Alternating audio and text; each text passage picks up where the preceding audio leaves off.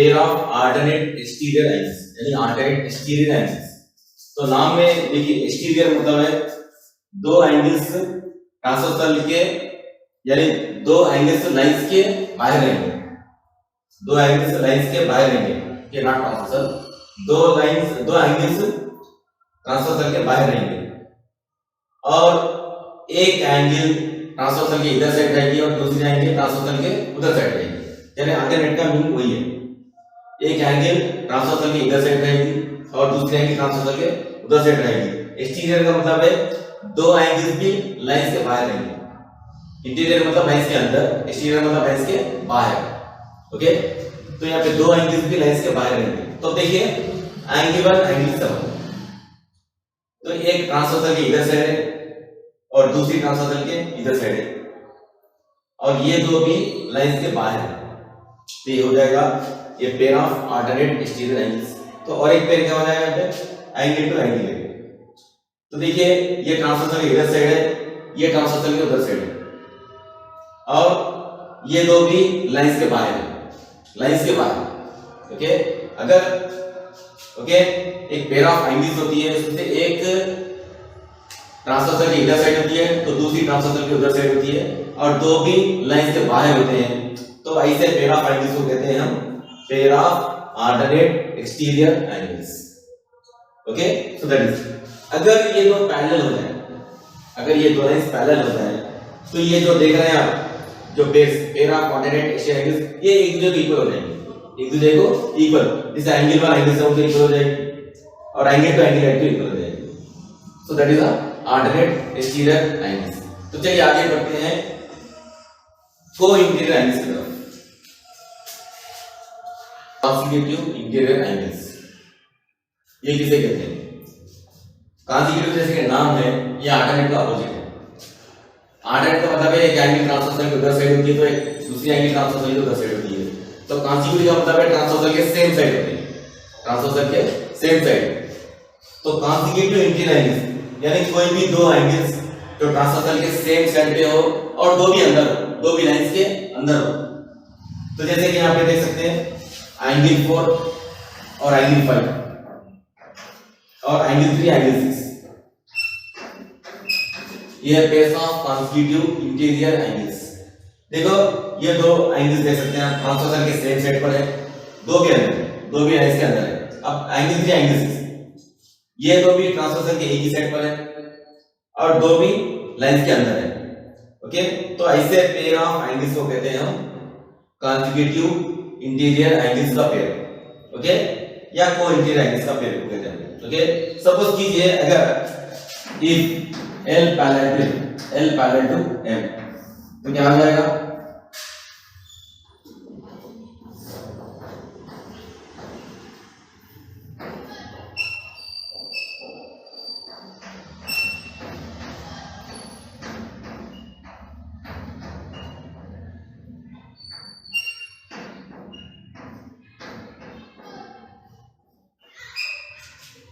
तो क्या हो जाएगा? अगर L और M एक दूसरे को पैरेलल हो जाएंगे, L और M एक दूसरे को पैरेलल हो जाएंगे। ओके, तो जब ये जो कॉन्सिक्यूटिव इंटीरियर एंगल्स का जो पेयर है, ये क्या बन जाएंगे? पेयर ऑफ सप्लीमेंट्री एंगल्स बन जाएंगे। तो जैसे कि एंगल 4 प्लस एंगल 5 क्या हो जाएगा? 180 डिग्री। ओके, और यहाँ पे देखिए एंगल 3 और एंगल 6 का सम क्या हो जाएगा? 180 डिग्री। अगर L और M एक दूसरे को पैरेलल हो जाते हैं तो ये जो pairs of consecutive interior angles है वो क्या बन जाएंगे? पेयर्स ऑफ सप्लीमेंट्री एंगल्स बन जाएंगे, क्योंकि उन दोनों को सम करने से 180 डिग्री हो जाएगा। ओके, देखिए एंगल 4 का एंगल 5 180 डिग्री हो जाएगा और एंगल 3 और एंगल 6 ऐड करने से 180 डिग्री हो जाएगा। ओके, तो that is the concept of consecutive interior angles. तो चलिए आगे बढ़ते हैं कॉन्सिक्यूटिव एक्सटीरियर एंगल्स की तरफ। तो देखिए कॉन्सिक्यूटिव एक्सटीरियर एंगल्स, जैसे नाम है कॉन्सिक्यूटिव, एक एंगल ट्रांसवर्सल के, यानी दो भी एंगल्स ट्रांसवर्सल के सेम साइड पर रहते हैं। कॉन्सिक्यूटिव का मतलब है दो भी एंगल्स ट्रांसवर्सल के सेम साइड रहते हैं। ओके, और एक्सटीरियर का मतलब है दो भी लाइंस के बाहर होते हैं, दो भी एंगल्स लाइंस के बाहर होते हैं और ट्रांसवर्सल के सेम साइड पे होते हैं। ओके, जैसे देखिए एंगल 1 एंगल 8, ये देखिए दो भी एंगल्स तो लाइन के बाहर है और एक दो भी ट्रांसवर्सल के सेम साइड पर है, दो भी ट्रांसवर्सल के सेम साइड पर है और दो भी लाइन से बाहर है। तो ऐसे पेयर ऑफ एंगल्स हम कहते हैं pair of consecutive exterior angles या को एक्सटीरियर एंगल्स कहते हैं। ओके, तो एंगल 1 एंगल 8 एक पेयर बन चुका है। किसका पेयर बन चुका है? Pair of consecutive exterior angles. तो और एक पेयर क्या बन सकता है? Angle 2 angle 7। देखिए एंगल 2 एंगल 7 दो भी ट्रांसवर्सल के एक ही साइड पर है और दो भी लाइन से बाहर है। Okay, so that is. अब अगर L और M पैरेलल हो जाएंगे एक दूसरे को, अगर सपोज कीजिए L और M एक दूसरे को पैरेलल हो जाएंगे, तो ये जो पेयर ऑफ कंसेक्यूटिव एंगल्स है ये पेयर ऑफ सप्लीमेंट्री एंगल्स बन जाएंगे। यानी इनको ऐड करने से 180 डिग्री होगा।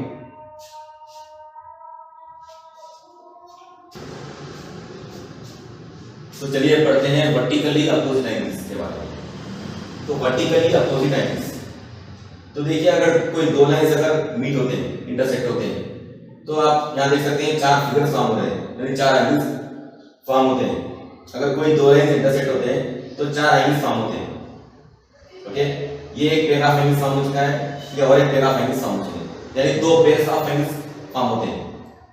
ओके, ये जो देख रहे हैं, ओके, ये जो पेयर्स जो एक दूसरे के अपोजिट है, ये जो एंगल्स का पेयर दो एक दूसरे के अपोजिट भी हैं और एक ही वर्टेक्स शेयर कर रहे हैं। तो ये दो एंगल्स एक ही वर्टेक्स शेयर कर रहे हैं, लेकिन इन लोगों का कोई कॉमन नाम नहीं है।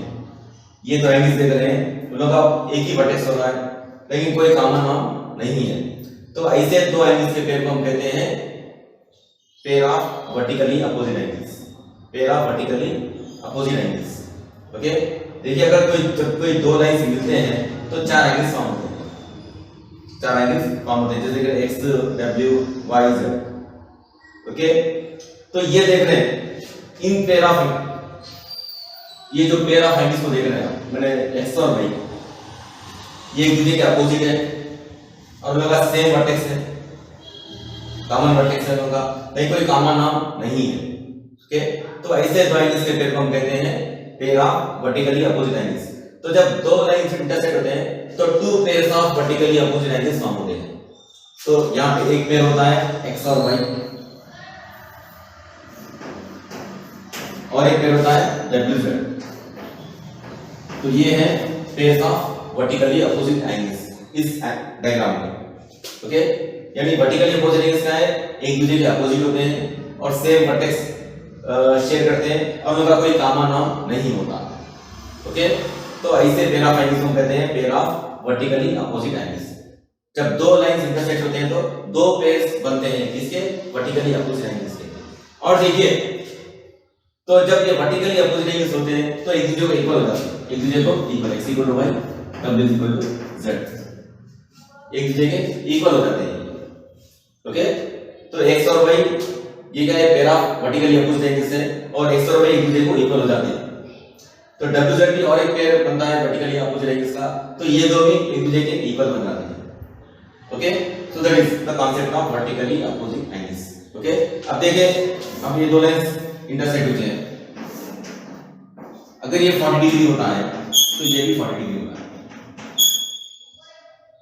क्योंकि ये वर्टिकली अपोजिट एंगल्स है, क्योंकि एक दूसरे को इक्वल हो जाते हैं। ओके, अगर ये 140 डिग्री है, ये तो 140 डिग्री होता है, तो ये भी 140 डिग्री होता है। ओके, तो ये वर्टिकली अपोजिट एंगल्स का कॉन्सेप्ट। ओके, तो चलिए corresponding angles in alternate interior angles, ये कोइंसिडेंट एंगल्स पर हम कुछ प्रॉब्लम सॉल्व करते हैं। ओके, तो ये तीन प्रॉब्लम, ओके, मैं यहाँ पे फ्रेम कर चुका हूँ। तो चलिए ये तीन प्रॉब्लम हम सॉल्व करते हैं। ये तीन डायग्राम पे भी हमको x की वैल्यू मालूम करना है, यहाँ पे भी x की वैल्यू मालूम करना है, यहाँ पे भी x की वैल्यू मालूम करना है, यहाँ पे भी x की वैल्यू मालूम करना है। तो देखिए इस डायग्राम में देखिए, ये दो लाइन एक दूसरे को पैरेलल है, तो ये क्या हो जाएंगे? Corresponding angles. क्यों? ओके, ये एंगल ये ट्रांसवर्सल इस लाइन के साथ फॉर्म हो चुके हैं और ये एंगल ये, तो देखिए, ओके, यहाँ पे x की वैल्यू मालूम करना है हमको। ओके, देखिए ये एंगल ये ट्रांसवर्सल और ये लाइन के बीच में है, ये एंगल ये ट्रांसवर्सल और इस लाइन के बीच में है।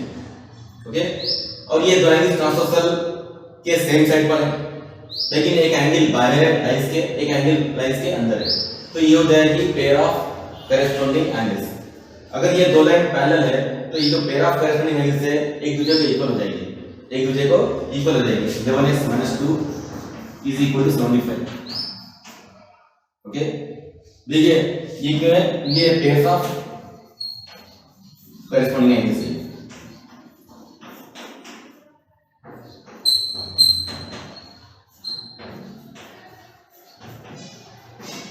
तो देखिए यहाँ पे 11s = ये भी यहाँ पे सब्ट्रैक्टेड है, वहां जाके क्या हो गया, ऐड हो गया। 11x = 77 implies that x = 77/11, that is 7 degrees। Okay, तो यहाँ पे x की वैल्यू हो जाएगी 7 degrees। Okay, so that is now coming to the next problem.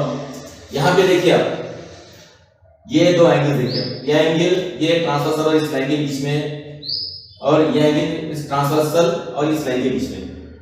ये दो एंगल्स में देखिए, एक एंगल ट्रांसवर्सल की इधर साइड है, दूसरी एंगल ट्रांसवर्सल के उधर साइड है, और दो भी लाइंस के अंदर है, तो ये हो जाएंगे अल्टरनेट इंटीरियर एंगल्स। और यहाँ पे दे चुका है कि एल एम को पैरेलल है। जब एल एम को पैरेलल है तो pair of alternate interior angles होते हैं वो इक्वल हो जाते हैं एक दूसरे को। ओके, तो इन दोनों का इक्वल कर लीजिए आप।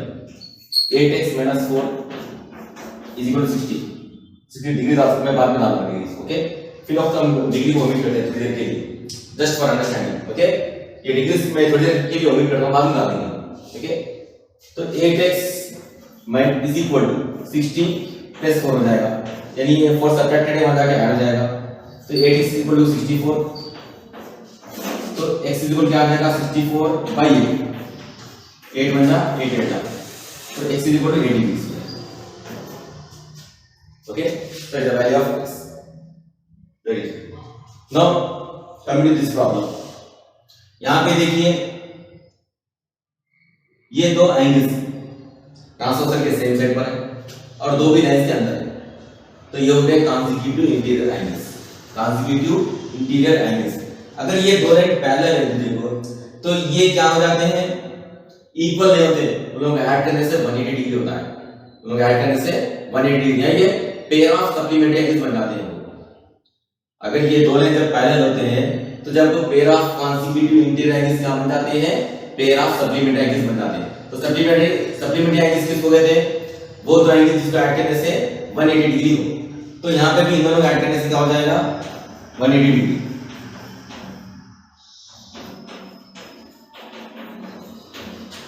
तो ये क्या है, पेयर ऑफ कोइंटीरियर एंगल्स, क्या कॉन्सेक्यूटिव एंगल्स, कोइंटीरियर एंगल्स।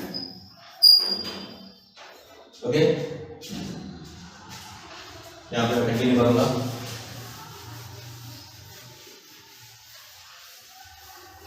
तो देखिए 4x + 3x 7x